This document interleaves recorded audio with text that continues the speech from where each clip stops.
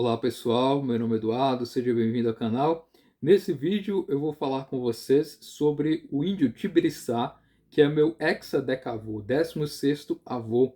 É importante dizer que esse vídeo faz parte da nossa playlist que trata sobre a história da minha família, que está intimamente relacionada com a história do Brasil e com a história europeia. E com isso nós iremos aprender sobre a história e também, ao mesmo tempo, irei apresentando aos poucos os meus antepassados. Então, eu vou tratar com vocês sobre o meu hexadecavô, o índio Tibiriçá. Ele foi de grande importância na história do Brasil, especialmente na fundação da cidade de São Paulo. Sem o índio Tibiriçá, nós não teríamos justamente a cidade de São Paulo e não teríamos tudo aquilo que existe de grandioso vindo aí dessa cidade, dessa capital que é tão importante economicamente, politicamente no Brasil. Então, tratando sobre o índio Tibiriçá, nós temos que entender um pouco sobre o contexto dos índios naquele período em que ele vivia. Eu já mencionei com vocês sobre a vinda dos meus antepassados portugueses, né? Eles vieram junto com Martim Afonso de Souza na sua expedição em 1532, mas antes disso nós já tínhamos o índio Tibiriçá e a sua família que vivia nessa região de São Paulo, né? E a vida como índio pré-colonial, né, ou seja, antes da colonização, era a vida disputada, sempre visando a sobrevivência, né? Era a sobrevivência diante da própria natureza, né, com todos os problemas que a natureza pode trazer para quem está ali vivendo sem condições de sobreviver. No caso aqui, o próprio índio ele tinha que saber se adaptar diante dos vários riscos da natureza, né? Seja com animais ferozes, seja com doenças, enfim, tudo que a natureza oferece de risco à vida humana, os índios tinham que saber lidar com isso. Não só isso também, eles tinham que saber lidar com os inimigos das tribos inimigas.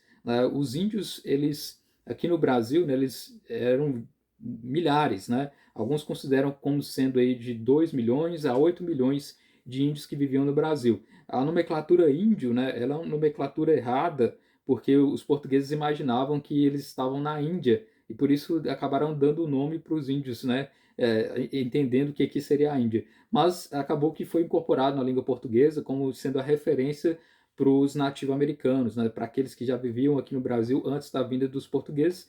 Por isso eu não vejo problema em utilizar a expressão índio para informar e para trazer a vocês a ideia de que existiam esses povos aqui no Brasil e que eram de várias tribos, né, várias etnias, várias línguas e várias religiões. Nós não podemos generalizar todos como sendo um grupo homogêneo, um grupo único. Cada tribo, cada etnia tinha sua própria cultura. E com isso existiam guerras entre os próprios índios, entre as próprias tribos, né? Guerras ferozes mesmo, onde uma tribo chegava a eliminar completamente a outra em batalha. Né? E essas várias guerras entre índios, né, que existiam no Brasil tinham suas próprias bases. A base que alguns historiadores consideram era a vingança, porque quando uma tribo guerreava contra a outra, acabavam atacando e matavam uns aos outros, né? E isso gerava então o desejo de vingança, porque os pais, os primos, os irmãos acabavam falecendo nessas batalhas e os índios então desejavam a sua vingança. Se um membro de uma tribo ele era atacado, toda a tribo, como um grupo coletivo, também era ofendido, e por isso existia a vingança. Não existia a ideia de perdão, nem mesmo com o decurso do tempo. Então, uma tribo ela poderia guerrear com outra durante séculos, né, a ponto aí de existir aí guerras com muita intensidade e sempre visando essa ideia da vingança. E quem traz essas justificativas das razões do porquê os índios lutavam uns contra os outros, nós temos o relato do Jean Derlery, que é um sapateiro calvinista francês que veio ao Brasil ali por volta do século XVI. Ele nasceu em 1536 e faleceu em 1613, e ele escreveu A Viagem à Terra do Brasil. E ele fala que os índios eles não se guerreavam entre si por busca de terra ou por disputa para conquistas, né? Ele diz, né, que eles eram impelidos por outros motivos. Quais eram esses motivos? O de vingar pais e amigos presos e comidos no passado. Então, a ideia da vingança que prevalecia entre os próprios índios nessas batalhas, né? E também o desejo de batalha, né? A emoção de ser vitorioso, né? A demonstração de bravura. Então, era uma concepção própria que os índios tinham naquele momento. O próprio São José de Anchieta, em suas cartas, ele também menciona, né? Eles não queriam os índios subir aos céus, e a principal razão que os moveu a quererem a paz, mas o desejo grande que tem de guerrear com seus inimigos tupis. Então, existia essa ideia, tanto da ideia da vingança, de vingar os seus antepassados que haviam lutado, quanto o desejo apenas de ter aí a vitória, de guerrear mesmo, né? Aquele espírito guerreiro entre os índios.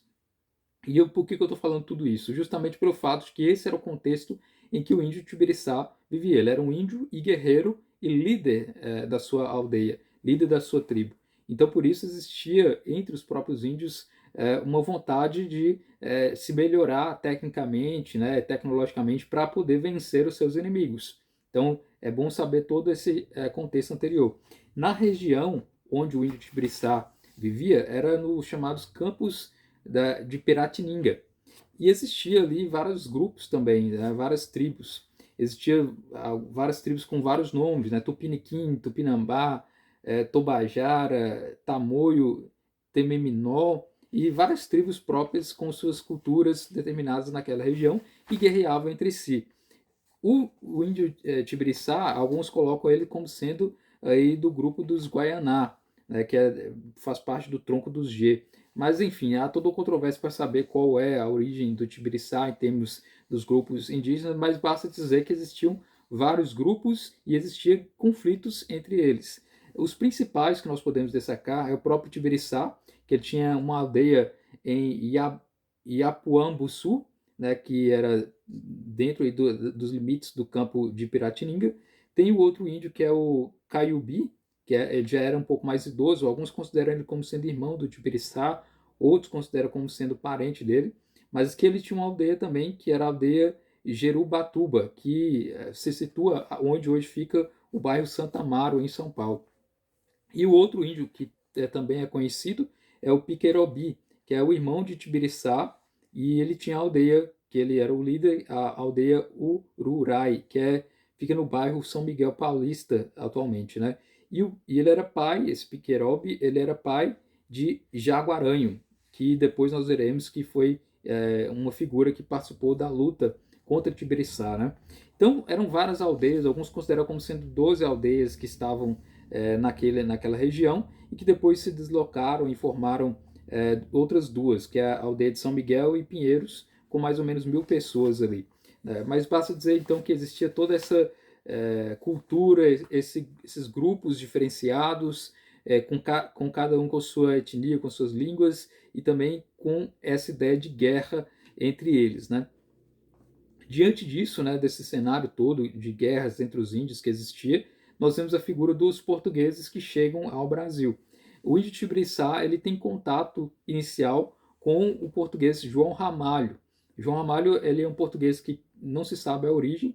Alguns dizem que ele é degradado, outros dizem que ele se perdeu aqui no Brasil depois de um naufrágio.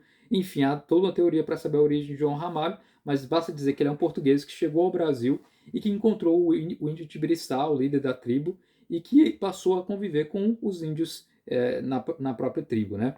Então existem várias reações que os índios podem dar em relação aos estrangeiros, né? Essas reações diante da colonização, a primeira delas é a rebelião, ou seja, atacar os invasores, né? Impedir com que eles avancem no território.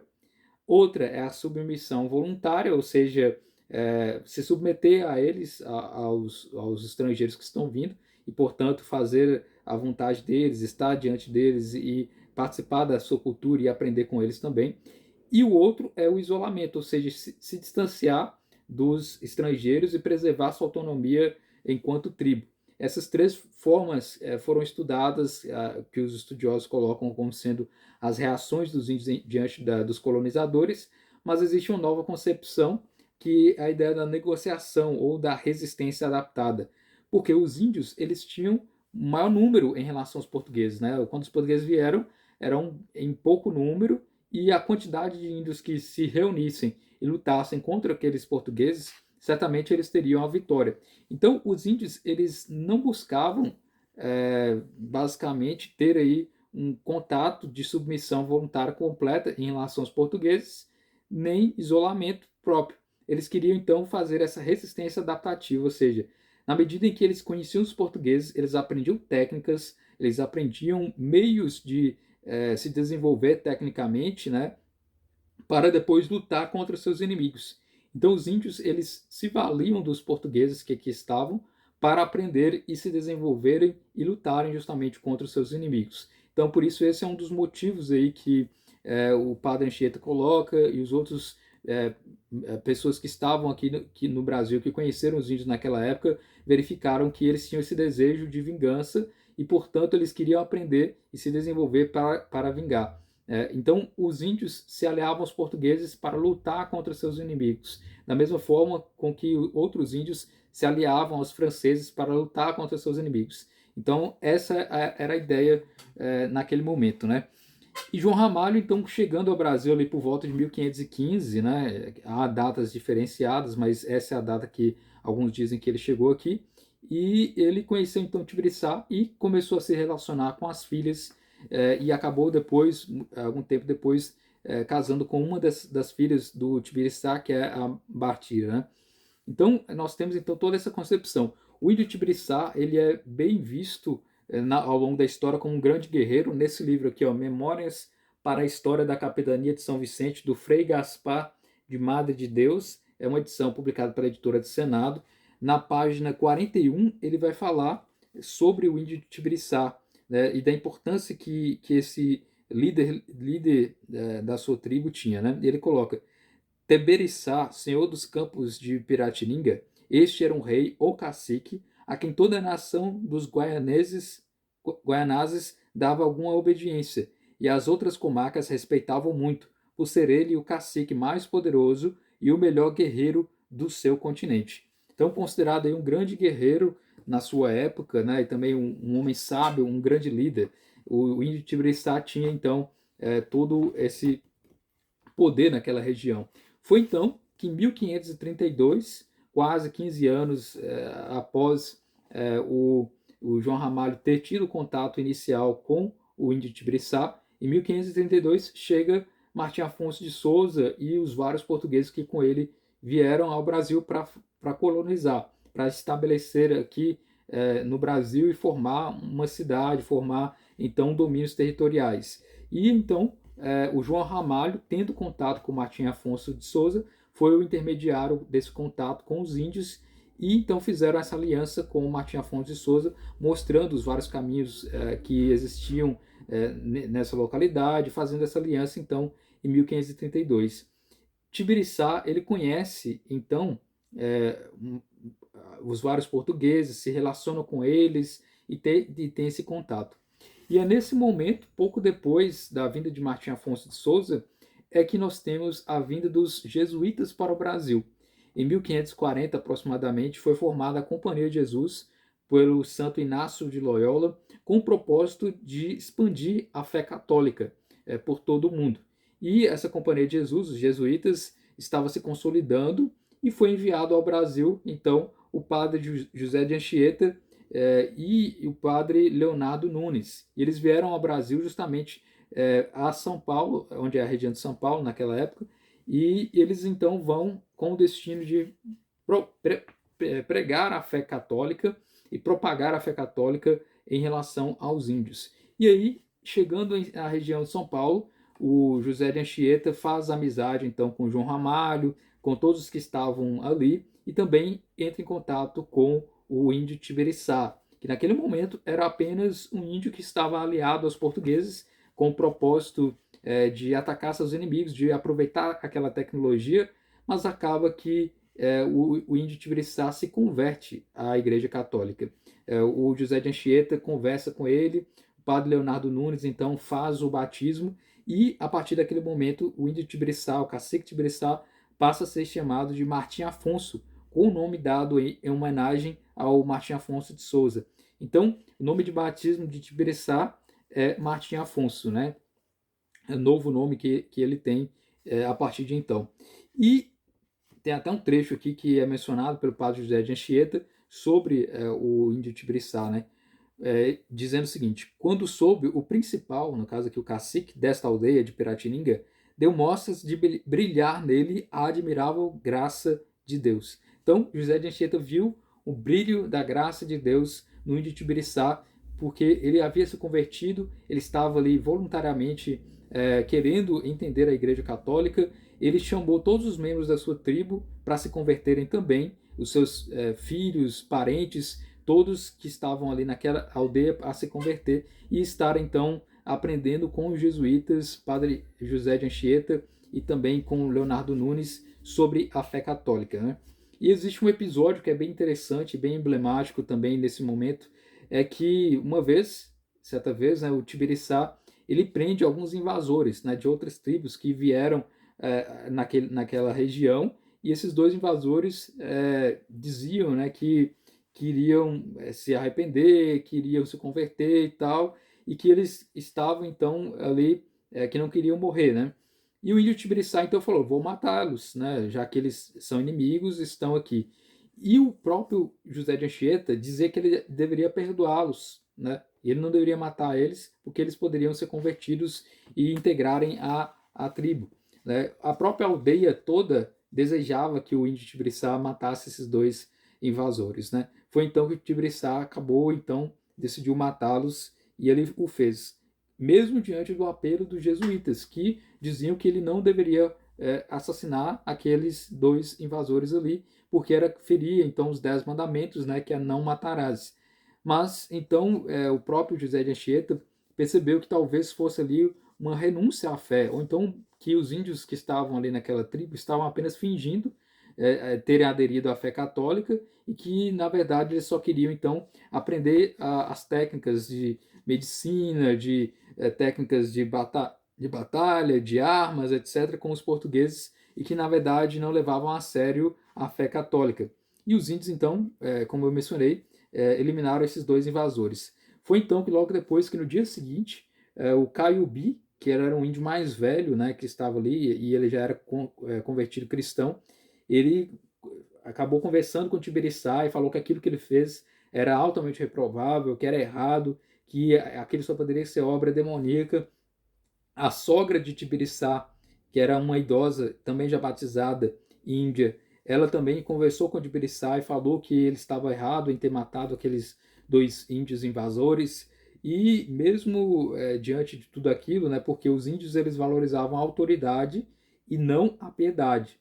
Diante de tudo isso, né, o índio Tibiriçá se arrependeu do que ele tinha feito, né, ele percebeu que foi um grande pecado, né, que estava em desacordo com a fé católica, e ele se arrependeu então e pediu perdão aos padres jesuítas e que logo depois fez a confissão com ele e o perdoou, né? Então veja que há toda uma dificuldade dos índios de entenderem a ideia do perdão, a ideia de que poderia se poupar a vida e ter piedade, né?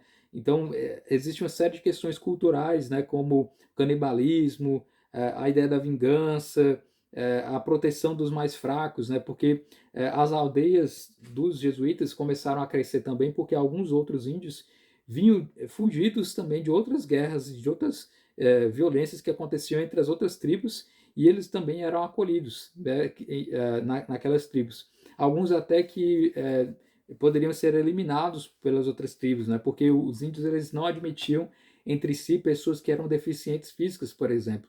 Ali os jesuítas acolhiam eles e tratavam e deixavam que eles permanecessem ali também.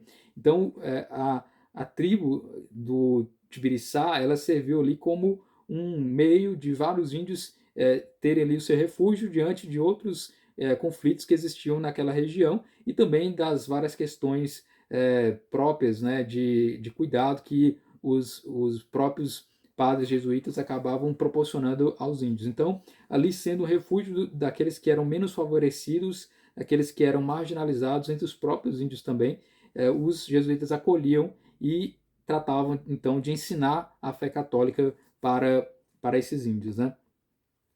É importante dizer que em 25 de janeiro de 1554, né, Tibiriçá ela ajuda Manuel de Nóbrega e Anchieta na obra da fundação de São Paulo. Nesse dia 25 de janeiro, eles fundam o chamado Colégio dos Jesuítas. E 2 anos depois, eles constroem a primeira igreja, que estava então ainda dedicada a todos que estavam ali naquela região para se tornarem católicos, e portanto ali fundou-se então a Vila de São Paulo, né? E o índio Tibiriçá, ele se estabeleceu com os seus, onde hoje é a região do Mosteiro de São Bento.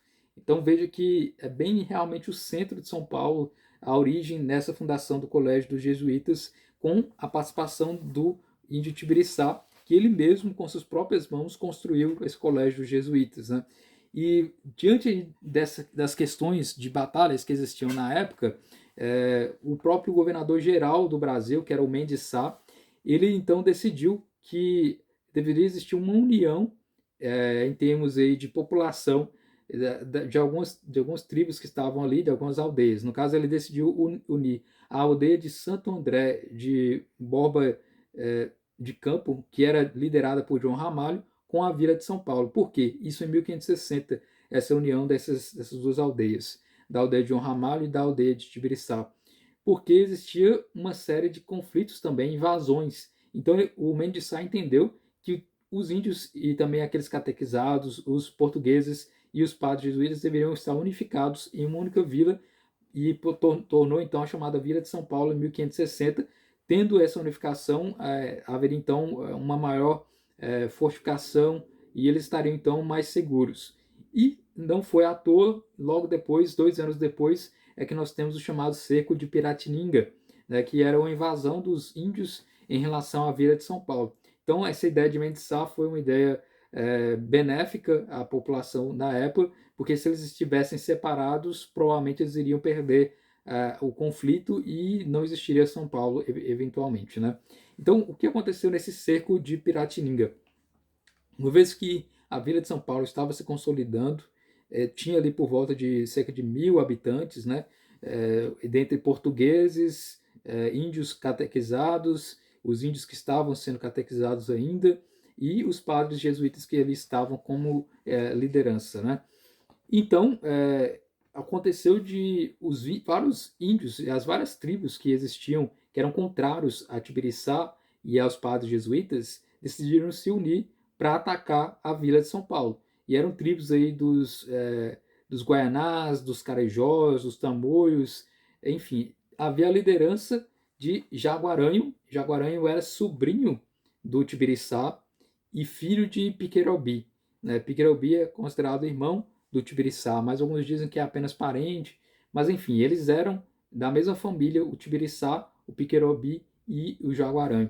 Então o Jaguaranho era o sobrinho de Tibiriçá, que decidiu então fazer essa batalha, reunir várias tribos e invadir a Vila de São Paulo. E logo pouco depois, os índios tomaram conhecimento de que existiria essa invasão, alertaram o padre José de Anchieta, que alertou a todos da tribo que ocorreria a qualquer momento uma grande invasão de um grande número de índios contra eles e que eles deveriam se preparar. Então, sabendo disso, Martim Afonso Tibiriçá, ele decidiu encorajar a todos a lutarem, porque existiam então duas opções. Ou eles poderiam permanecer com os jesuítas e lutarem bravamente contra os índios que iriam atacar, ou eles poderiam simplesmente fugir e ir embora, ou eles poderiam voltar às tribos que estavam ali contra eles. Então, o Martim Afonso de Souza teve um papel, aliás, Martim Afonso de Brissá, ele teve um papel fundamental de dar esse incentivo moral, de animar aqueles que estavam ali a lutarem e a permanecerem na vila para que ela se tornasse mais forte e, portanto, vencesse essa batalha, né? Porque todos temiam o inimigo. Ele era em maior número, né?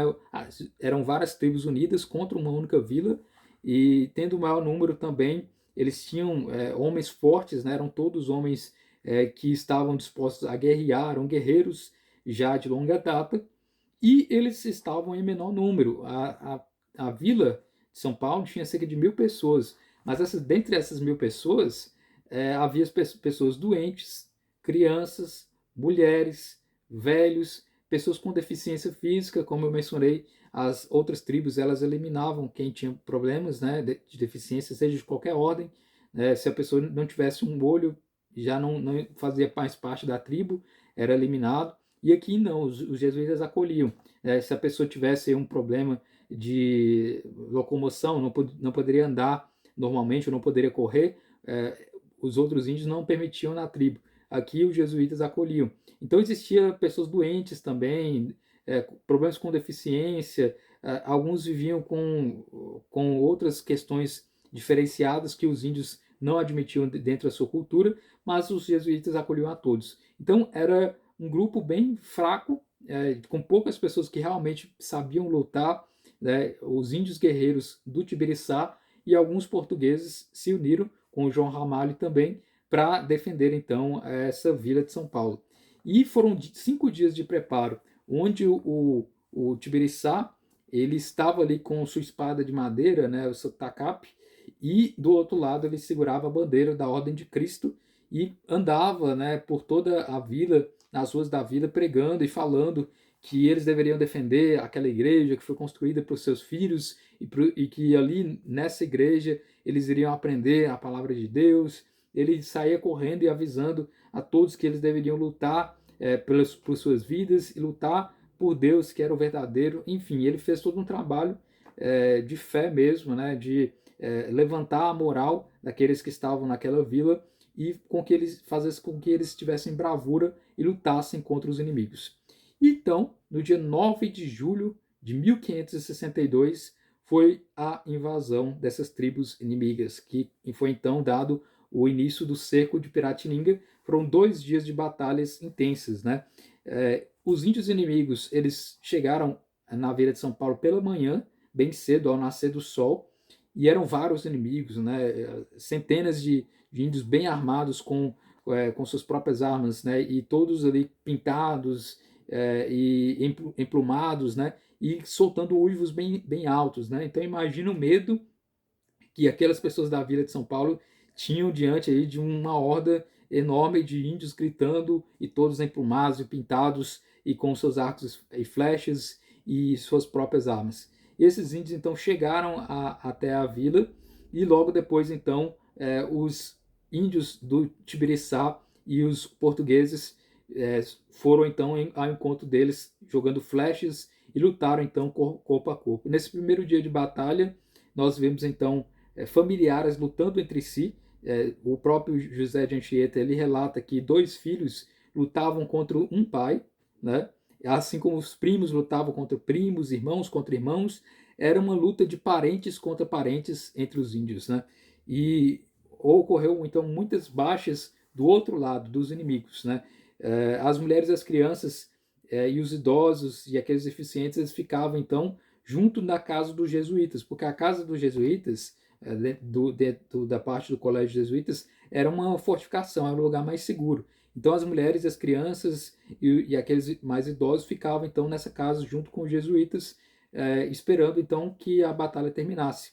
As mulheres, durante toda a madrugada, durante toda a noite, elas acenderam velas diante do altar e elas lá rezavam bastante, com bastante fervor, e algumas até se autoflagelaram, né, porque era o costume de fé da época acreditar que a autoflagelação era então uma devoção a Deus, né, e toda essa reza dessas mulheres que estavam ali na casa dos jesuítas, as pessoas entendiam como sendo a parte da batalha espiritual que acontecia, né, porque o próprio Padre Anchieta, nas suas cartas, ele menciona, né, não duvido que essas mulheres lutaram mais ferozmente contra os inimigos do que com flechas e arcabuzes.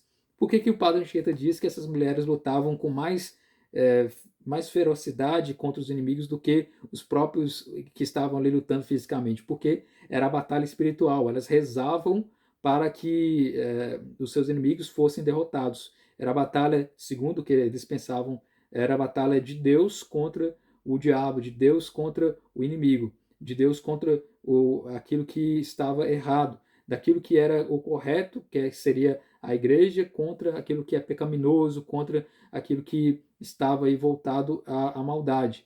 Era também a luta pela fé verdadeira contra o paganismo. Enfim, eram as concepções da época e as mulheres rezavam então nesse altar, pedindo a Deus para que o Tibiriçá e o João Ramalho e os outros vencessem essa batalha.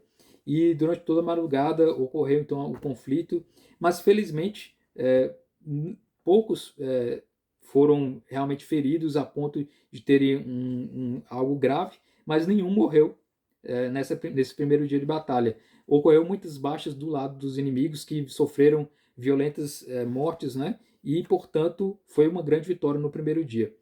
E sabendo então que essas mulheres estavam na casa dos jesuítas, o índio Jaguaranho, né, que era o líder, que era o sobrinho de Tibiriçá, que era o líder, ele também filho de Piquerobe, ele foi então até essa casa dos jesuítas para tentar então atacar ali aquelas mulheres que estavam lá nessa casa dos jesuítas. Foi então que alguns dos homens que estavam ali próximos deu-lhe uma flechada bem dada e ele acabou morrendo, né? Então, com essa baixa do Jaguaranho, os próprios inimigos eles estiveram desestimulados. No segundo dia, eles não conseguiram então ter aí um grande êxito na batalha. Eles atacaram então as plantações, né, os animais que estavam sendo criados, mas eles acabaram então sendo derrotados aí pelos índios de Tibiriçá e João Ramalho e os outros, né? Então, com isso ocorreu essa vitória e todos ali que estavam naquele local puderam então finalmente ter um momento de paz. De que o padre José de Anchieta diz que desde então, depois dessa batalha do dia 10 de julho de 1562, eles tiveram então a oportunidade de poder catequizar de uma forma mais interessante aqueles índios, né? Durante o dia eles catequizavam as mulheres, ensinavam a doutrina para as mulheres e as crianças, e à noite eles ensinavam para os homens, né? Os homens eles trabalhavam durante todo o dia e à noite eles descansavam escutando os padres José de Anchieta, né? E Leonardo Nunes, né? Que faziam então peças teatrais, faziam músicas. É nesse momento que o padre José de Anchieta ensinava a música para os índios, que nós temos o início da cultura caipira, justamente com a viola, e a partir desse momento que começa a surgir as festas religiosas, né, Folia de Reis, dentre outras, que estavam começando a surgir nesse momento,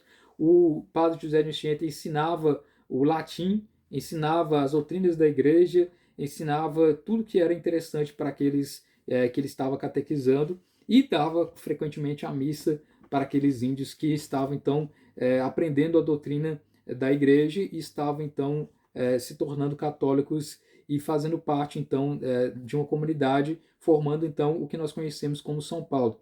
Eles começaram a se relacionar com os portugueses, havia então os casamentos entre eles, né? O próprio Padre Anchieta celebrou vários casamentos de índios com portugueses e, portanto, estava se consolidando a Vila de São Paulo e com todas as suas características iniciais voltados aí para a fé católica, né? E pouco depois dessa batalha de julho de 1562, o índio Tibiriçá acabou falecendo. Ele teve uma peste, né, naquele momento, e essa peste que contagiou o Tibiriçá acabou levando ele à morte, né? E ele faleceu no dia 25 de dezembro de 1562. E ele foi bastante honrado, né? Porque durante a batalha contra os seus inimigos no cerco de Piratininga, ele lutava bravamente com seu tacape e segurando também a bandeira da Ordem de Cristo, né? Então, há relatos aí que ele foi agraciado com o hábito da Ordem de Cristo, que era uma grande honraria dada a somente pessoas realmente importantes que estivessem vinculados à coroa portuguesa. E esse hábito da Ordem de Cristo foi concedido a Tibiriçá, que foi o único índio que recebeu diretamente da coroa portuguesa essa benesse, então, ali naquele momento de seu funeral, que foi, então, visto por várias pessoas e reverenciado como grande líder Tibiriçá, que foi um dos grandes fundadores aí da cidade de São Paulo, que ajudou o padre Anchieta nessa empreitada de consolidar o colégio e também, ao mesmo tempo, de consolidar a própria Vila de São Paulo e defendê-la contra aí, aqueles que estavam invadindo. É importante dizer que foi uma opção. O índio Tibiriçá poderia muito bem se tornar aí como o seu irmão Piquerobi, né, e atacar os jesuítas, mas ele se converteu verdadeiramente à Igreja Católica e, portanto, ele estava então desse lado propriamente, né? E os próprios índios eles tinham, como eu mencionei, um maior número de pessoas do que aquela vila de São Paulo, mas existia toda essa ideia de que o próprio índio Tibiriçá ele via nos jesuítas e nos portugueses a oportunidade de crescimento. Ele via ali também a oportunidade de crescer tecnicamente e também adquirir maior força e, portanto, derrotar os seus inimigos. Então, partindo da ideia inicial da vingança, ele se converteu à Igreja Católica e abandonou essa ideia própria da vingança, mas ele fez com que a própria Vila de São Paulo se tornasse mais forte e, portanto, superasse a todos os outros inimigos que ali estavam. Então, veja que é algo bem interessante a história do Tibiriçá.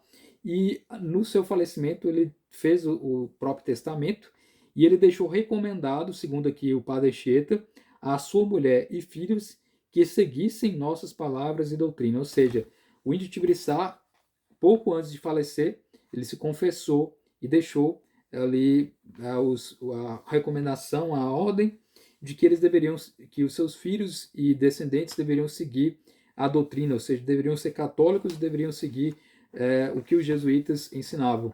Algo que minha família faz até hoje, né? Desde aquela época, desde a época que os portugueses da minha parte da família vieram, da mesma forma com o contato com os índios e com Tibiriçá, eles também se mantiveram católicos e até hoje a minha família permanece católica, né? E os restos mortais do índio Tibiriçá, eles foram colocados, né, ali na igreja dos jesuítas, mas depois eles foram colocados na cripta da Catedral Metropolitana de São Paulo, na Praça da Sé, onde se encontra atualmente, né?